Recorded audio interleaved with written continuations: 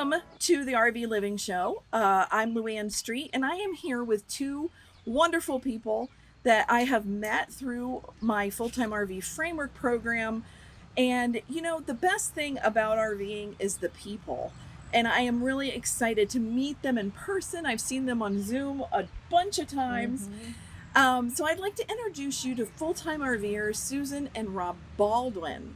They are here with me at Pride RV Resort in, where are we? Maggie Valley, sort of? Yeah, so Waynesville, North Carolina. Yeah. So we had the opportunity to meet up together. I'm super excited to have them talk about full-timing tonight. We're going to kind of do an interview style just so that we can get warmed up and have them answer some questions that I want to know what they think about their full-time RV life now. So welcome. I'm so glad that you're here with me. And I wanted to kind of pick your brain a little bit.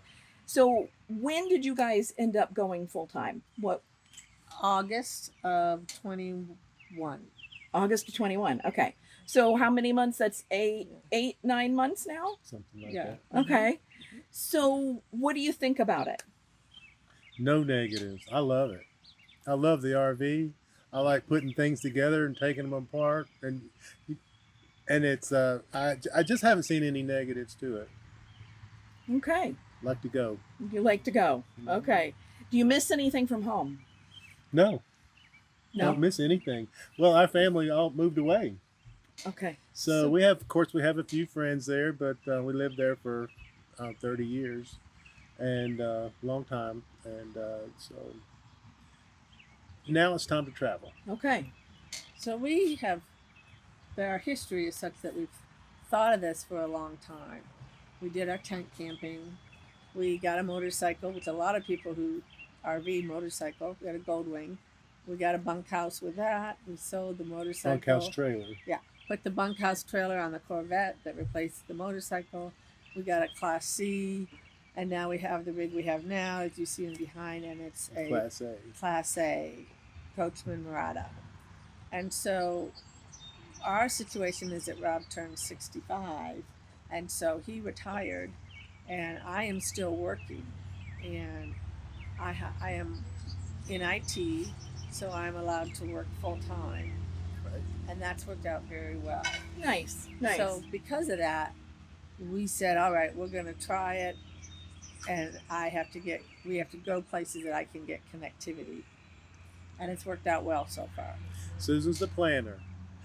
She tells me when it's time to go, and I'll load everything in, pack it up, and we'll head on out as soon as. Try to get out before noon.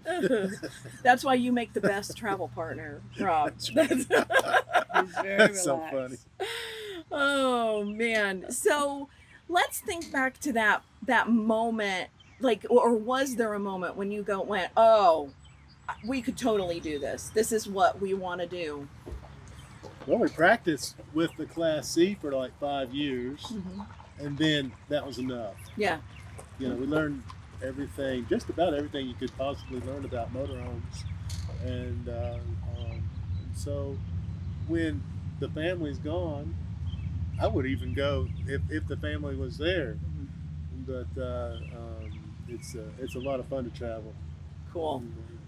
So how should I say, how far in advance did you make the plan to transition? Because we all know that full-timing takes a little bit of a plan in order to. I'm the planner, so we have planned this for a while, and it's always sort of like when you tell your friend you're going to do something, and they're like, yeah, right.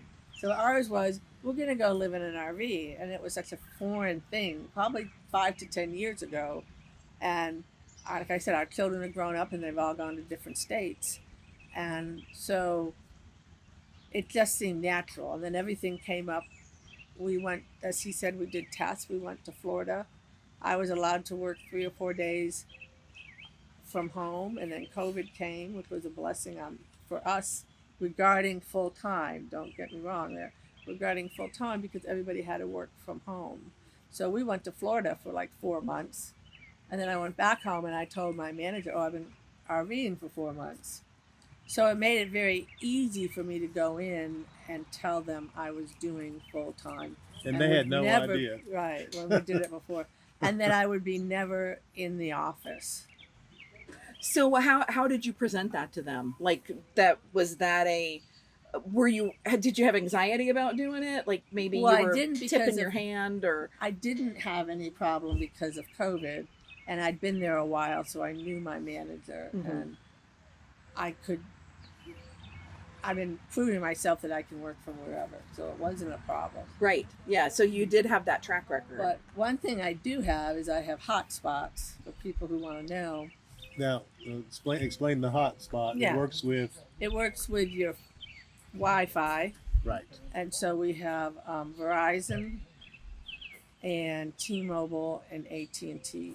Yeah, so you covered all your bases. I do because I don't want any excuses for them to say you got to come back into the office or Right. lose your job. Right. And so we have a Wii Boost with an extender. That's for the outside antenna Correct. to help the hotspot receive a little bit better. Oh, I'm glad And we that's have- working for you guys. Yeah. Yeah. It is And we really have a well. Wi-Fi extender. And we can watch TV with it also. Yes. So I could be outside watching TV while she's in there working But we bought on the that. Wi-Fi. We bought that a couple years ago. Now they have Petwave. I think it is. We had a pep wave. Yeah. Mhm. And now they also have Starlink, Yeah. but Starlink doesn't work if there's trees. Right. So you So- do it's kind of like having your satellite dish for your TV too. Mhm. So Right. yeah. That's Awesome. So no regrets. no regrets. So you guys did go through the full-time RV framework, which was the course that Brian and I had and still have. And I kind of want to pick your brain about what made you decide to get into the course. Okay, so we took the full-time RVing, and really it was for me. And I just told Rob I applied for it because he was very gung-ho, and I had some questions like connectivity. I had, where do you get, when you sell everything, where do you get domicile? How do you do things like that? Domicile This addresses. is right, yeah. Someplace to receive your mail when you're on the road and you sell your house. And taxes and just how about you go about doing all this. And so we took the course and went to the calls, which was wonderful because you could talk to the group in the Zoom and understand more. And then we had the classes that went through everything with worksheets and everything. So really by the end of that class, which for us probably was maybe beginning of 21 or so, because we didn't go until August, we were ready to go. Did you feel like it helped you? Oh, definitely. Gave me more confidence. Gave you more confidence. Okay. He had all the confidence, but I did not. I was just ready to go. So, and one of the reasons we waited was because our second grandchild was born, and we had to go see him. And he was born in June, and I didn't want to worry about where was the RV going to be. It was just too much. Sure. So I said, we can't leave until that baby comes, and we spend our 2 weeks with him, and then like right away we left. Hit those milestones and then got on the road. Well, that's amazing. And full timing is a big deal. Like, you're totally changing up your life, especially if you're selling your sticks and bricks house. There's that element of, am I sure I'm making the right decision? You have those kind of doubts and things in the back of your mind sometimes. How did you deal with those doubts? Like when they would creep up, because it creeps up a little bit on everybody. On you. When you sell your house, that is a major decision. Mm-hmm. And so there you go. There goes your house. So now you're in your motorhome. Yeah. Or trailer or whatever device that you choose to live in. Yeah. And I think it's exciting. Well, for us, we believe everything fell just right for us. Mm-hmm. There's a plan. And there was a plan for us. We found the right RVs that would work for us at the time. And the funny story is that Rob asked, we're going to get this much for our house. And right now, houses were selling for crazy prices. And the realtor's like, no, that's not what they're selling for. And Rob was like, nope, that's what we're doing. And we did. And things just fell like that. And we looked at each other and we're just like, God is telling us this is what we need, this is our path, and whatever happens, we'll figure it out. And we got married in 82, so this will be our 40th year anniversary. And I must say, it's not all pleasant. And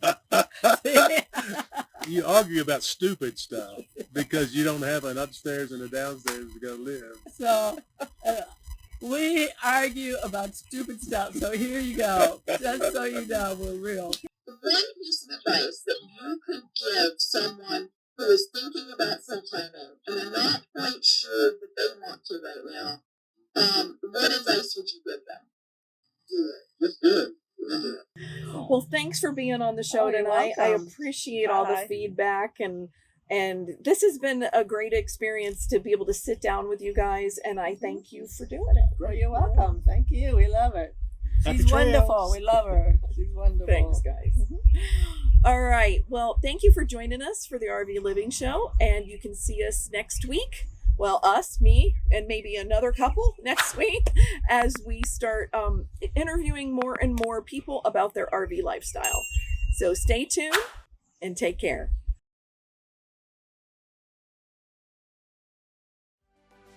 Thank you for joining me for the RV Living Show. I hope this episode helps you in creating an RV life that you love.